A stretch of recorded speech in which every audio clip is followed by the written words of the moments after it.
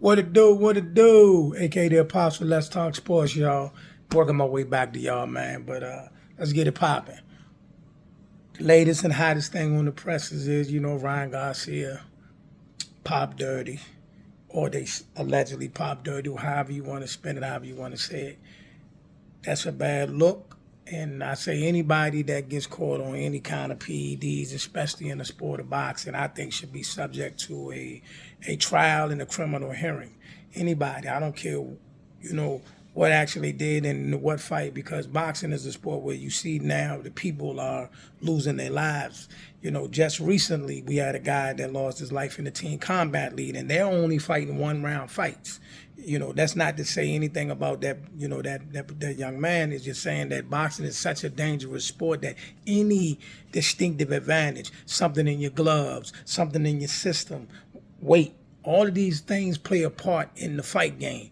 We often heard people criticize Tank and Floyd and people like that for having stipulations and contracts. So now I got to ask the people out there, you got to make up your mind.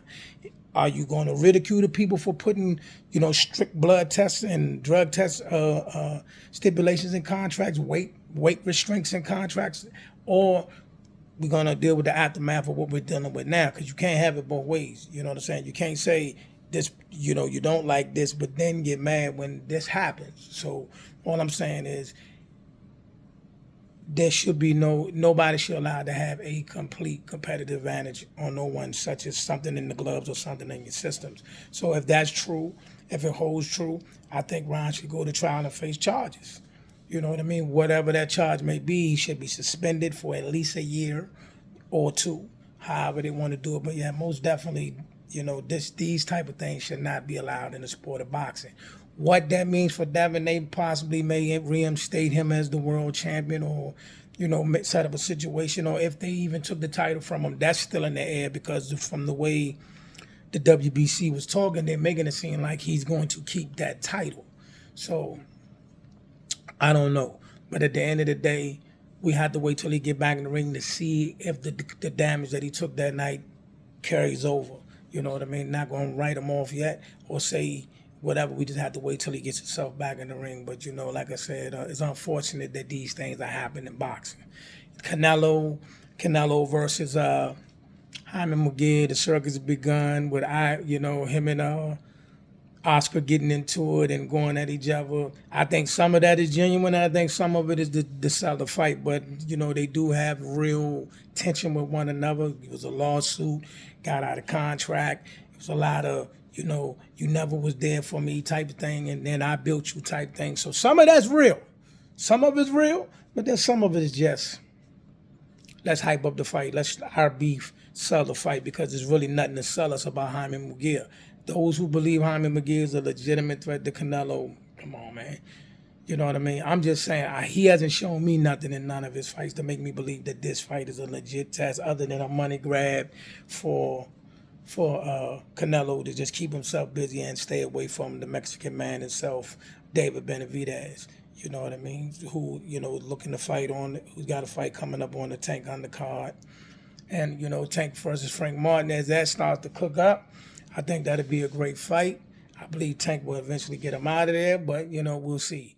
But right now, boxing has got a lot going on as we get ready for, there's also news that Jared Anderson and Deontay Wilder could be fighting on the same card as Bud Crawford and I can't even say his name, but y'all know what I'm talking about, the Bud Crawford fight. I don't agree with that at all, because basically what y'all saying is that Deontay Wilder is going to make quick, fast work of Zhilei Zhang, which may not be the case. You know what I mean? Deontay Wilder struggled with guys Zhang's size. He's similar to the size of Tyson Fury. He struggled with these guys. So to just write him off and just be like Deontay Wilder going to catch him with a big shot and then move on to Jared Anderson is a bit much. And if he does do that, are you sure Jared Anderson is ready for that?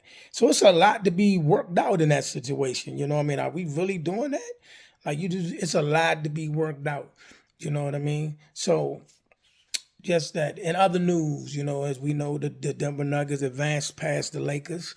And a lot of people are speculating that LeBron should retire and these type of things like that. No, he shouldn't retire. He should play as long as he want to play.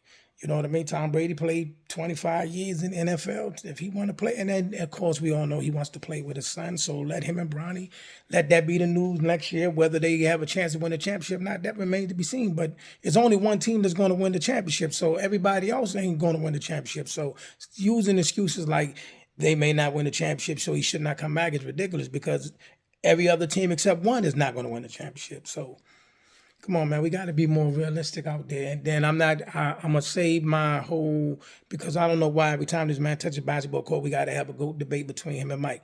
We'll do that later. Save that for later. Also, Dallas Cowboys. Listen, this has been one of the worst off seasons ever.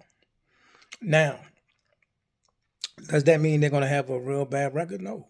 Does that mean they won't be competitive? No. But what it does mean that they have absolutely no shot at least even making it to an NFC championship game to even think about going to the Super Bowl. That's what it means.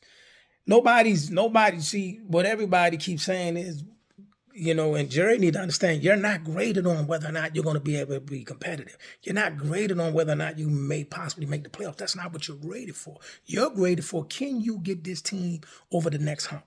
And that hasn't happened. A lot of people think I'm a Dak basher. I'm not a Dak basher, but I'm a realist. The fact that you have not performed to the standard in the biggest games, you should have been willing to take a pay cut to make everything flow. By God, you're getting millions and millions of dollars in endorsements. So why am I paying you $40 million a year just for you to throw pick sixes in the playoffs? It's not that I don't like him. And if his contract and his situation held up all this other stuff that we could have been doing, then you should have traded him to Atlanta. If they took Kirk Cousins coming off an Achilles, they would have jumped at Dak. You could have traded him to Atlanta. I mean, I don't care. Listen, everybody think I'm crazy. I'm not opposed to, if you didn't be able to draft a quarterback or anything like that, I'm not opposed to starting the season with Cooper Rush or Trey Lance. Are they better than Dak? No. But we wasn't going to get any further with Dak. What's the point of Dak putting up great numbers against so-so teams and may show up against a good team, may not show up against a good team, and then go to the playoffs to get bumped out? What's the difference?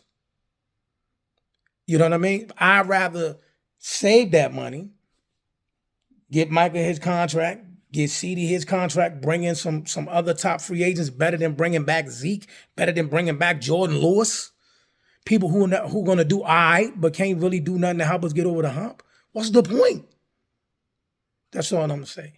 So I got this is my comeback for the minute. I got more coming for you. I will be live tomorrow night on Sibby Boxing on IG. And of course, I will be live doing the post-fight Jaime McGill, Canelo Alvarez Saturday night. Be back at you, a.k.a. The Apostle. Let's talk sports, y'all. Peace.